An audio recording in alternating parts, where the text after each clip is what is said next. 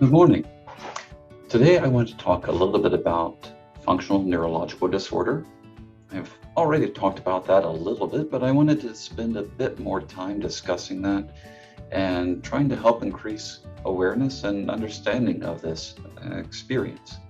So functional neurological disorder, first of all, to sort of briefly recap, it is not something that an individual is faking. It is very real. It produces a very significant effect on a person's life, and it often can be improved with treatment. So, how do we begin understanding FND? It's something that researchers are looking into more now. We've experienced a significant increase in that in our society here during the pandemic and the time following the pandemic. So basically these past few years, we've seen a large increase in how often individuals are experiencing symptoms of FND, or functional neurological disorder.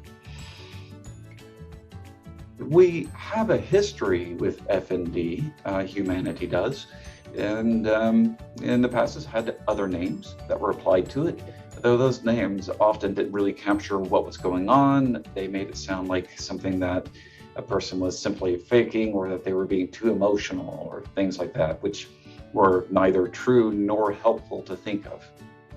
So one resource I wanted to offer for everyone is it's a website and an organization behind that website. They've also produced an app, and the website is called neurosymptoms.org. So it's neurosymptoms.org, all is one word. And the website looks like this. There we go. So this website has a lot of very useful information in terms of understanding what FND is, what's happening to a person who's experiencing FND, and what can maybe be done about it. There's some research that we have on it now as well, showing that there are different approaches to treatment that can be useful. It's often recommended that an individual who's experiencing FND does receive some kind of what's called, I guess, psychotherapy or talk therapy, counseling, whatever you want to call it. But the idea behind that is that it can produce some benefit in the symptoms, as well as significantly improve the individual's quality of life. So one of our big objectives when treating FND is to help the individual get back to living their life the way that they wish to be able to live it. Even if those symptoms still remain present, we can still find ways of engaging with life, and being able to do that, being able to return to those life activities that are important to you, can help to actually reduce the symptoms as well. So they kind of feed back on each other.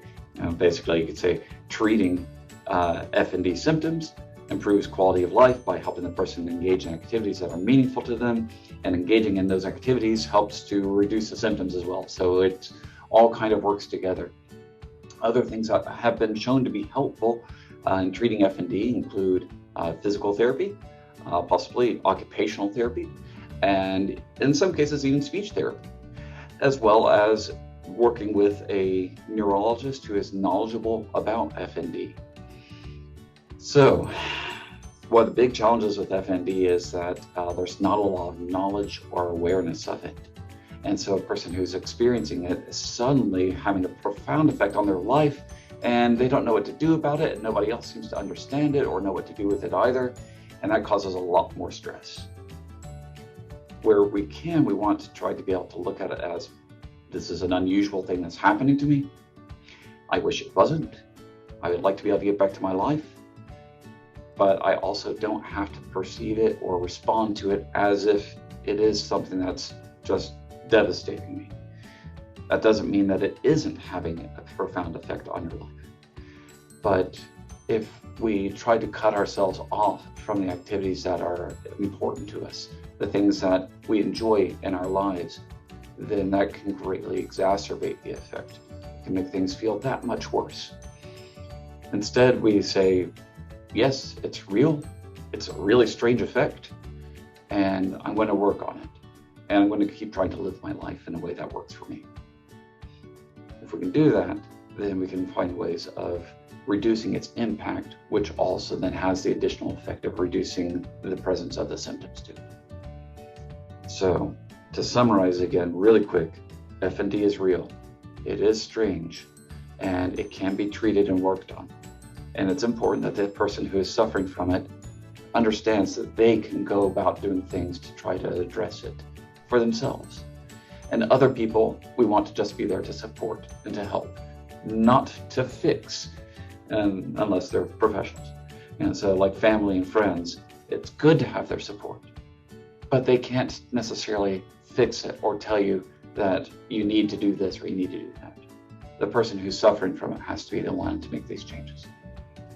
Okay, so I'm going to wrap it up there, but any questions or comments or anything like that, and can reach out to me through social media possibly, or through galleon.tube@gmail.com. I still sometimes kind of wonder, like, it's not a good name for an email address, but it is what it is, so I have to go with that. So in the meanwhile, take care, stay well, and thanks for listening.